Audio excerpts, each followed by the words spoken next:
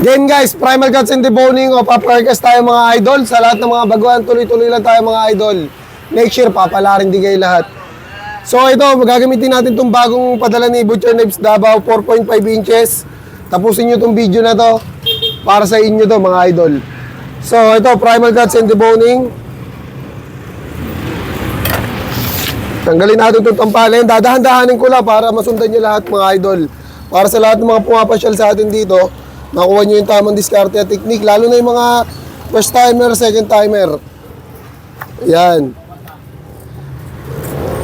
Pati yung paghawak ng knife. Power grip. Yan. Rico, pasuyo nga ako. Steel. Yung kulay pula. Yung kulay pula. Yan, ito na. Okay. So, yan. Ito, regular na pag-i-steal to guys ha. Kailangan nyo to. Pagka hinahanap sa inyo ng employer, kailangan nyo yan. Kasi nung nag-trade test yung ano, tingnan nyo naman guys Woohoo! 2 joint lang, 2 joint. Yan 2 joint. Tapos hiwain nyo lang lahat ng laman, tsaka balat. And then, sa mga baguhan guys, pwede nyo baliin. Kasi ako ito, ganito lang ginagawa ko. Hinihiwalay ko lang buto. Ito yung buto niya Ayan, ayan lang nakakonect na buto dyan guys. So dito tayo 4 ribs, 1, 2, 3, 4. Pag trade test guys, makakita lang kayo ng 3 ribs. Hiwa na agad kayo sa ibabaw ng 4 ribs. Yan. Yan, hiwain nyo lang na ganun. Kasi ito guys, may maliit pang buto dyan. Sa trade test bawal magbilang. Kaya yun yung tip ko sa inyo, makakita lang kayo ng 3 ribs. Hiwain nyo na agad.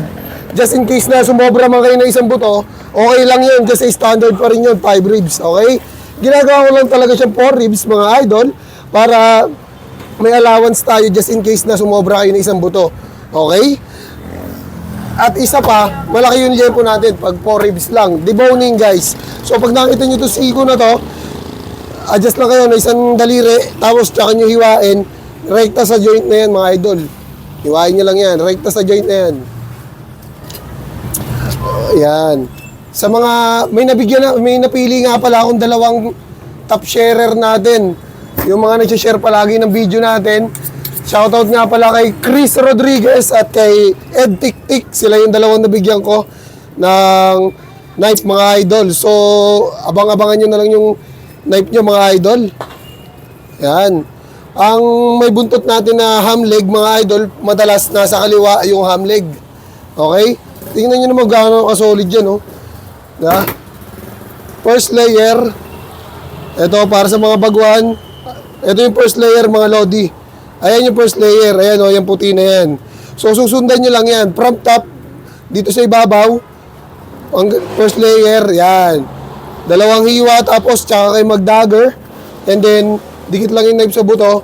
Tanggal lahat ng laman dyan mga lodi. Okay? Tapos ikot nyo lang yung ham leg and then hiwaan nyo rito para may hawakan kayo. Tapos yung tip lang ng knife yung gamit, dikit lang sa buto. Yan Yan, di ba? 0-0 na yan mga lodi.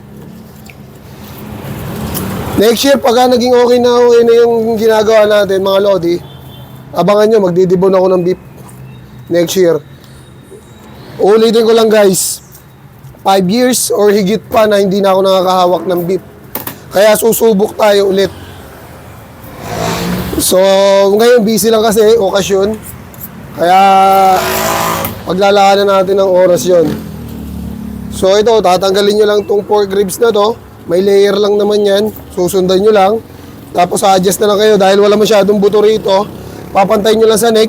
Pag nahiwa nyo na to, nahiwa nyo na to sa neck, hiwain nyo na yung laman para hindi masira yung kasim nyo.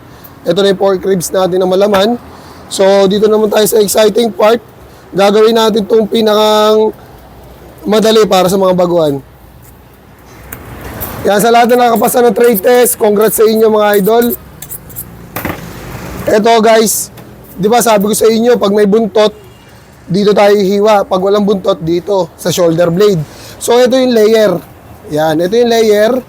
Sa ibabaw niya, nandiyan yung duktungan, hiwain nyo lang. Yan, tanggal na agad natin sa duktungan mga idol. Pag walang buntot yung ham leg dito tayo hiwa, dito, sa kanan. Okay? Sa gilid ng shoulder blade. Hiwain nyo lang yan. yung gilid ng shoulder blade, tapos hiwain nyo yung mga litid dito sa ibabaw. Tapos pag nahiwa nyo yung litid sa ibabaw, hiwain nyo na isa para umangat lahat ng soft tissue. And then itong isang layer na to, ang purpose nito, hiwain nyo lang yan ng diretso. Okay? Tapos yung knife nyo nandun sa gilid ng shoulder blade. Okay? So pag nahiwa nyo ng ganyan yan guys, mabilis nyo matatanggal itong shoulder blade na to. Na makinis at maayos. Okay? Tulak lang natin yan mga lodi. Yan. So pag nakita nyo na yung dulo ng shoulder blade, madali nyo na matatanggal to mga lodi. So di ba walang buntot, dito tayo nag-start sa kanan. Ganon din tayo mag-i-start pag magtatanggal tayo ng litid sa gilid ng shoulder blade. Tapos ikot lang natin yung knife natin. Okay na yan. And then syempre kakayasin natin para sureball yung ilalim. Walang maiiwan na laman at litid. Tapos ihiwa natin ng isa. And then pwede na natin hatakin yan in 3, 2, 1. Ganyan lang ka-basic. Ganyan lang ka-basic magtanggal ng shoulder blade. Pagka nag-trade test kayo guys, makaka-less na kaagad kayo ng time pag nakuha nyo yung ganun diskarte. So ito naman, itong layer na to, ito yung, hiwain nyo lang yan, ayan o. Hiwalay na agad yung laman. And then angat nyo lang yan, hiwain nyo yung balat. Para mas makita nyo yung patamaan, ito yung layer na puti. Hiwain nyo lang yan guys. Yan, pag nahiwa nyo yung layer na puti yan, makikita nyo yung bias. And then dikit nyo yung knife nyo, nakadagger lang kayo. Dikit nyo lang yung knife nyo, nakadagger. Dire-diretso lang ang hiwa. Wala kayong iiwasan dyan. Okay? Tanggal na agad lahat ng laman na nasa bias. Ganun din sa kabila. Tapos dito may iwasan kayong konting buto, syempre. Yan. Tapos pa-comment na lang din sa baba mga idol na nakapollow kayo kay Butcher Knives Davao. Mamimili na lang ako kung sino makakatanggap nitong knife na to. So ganito na lang yung gagawin natin para mapaubos natin yung knife. At hindi tayo makakapag-live dahil medyo busy tayo. At tapos na tayo mag-primal cuts and deboning. Sana makuha nyo itong knife na to. And peace out.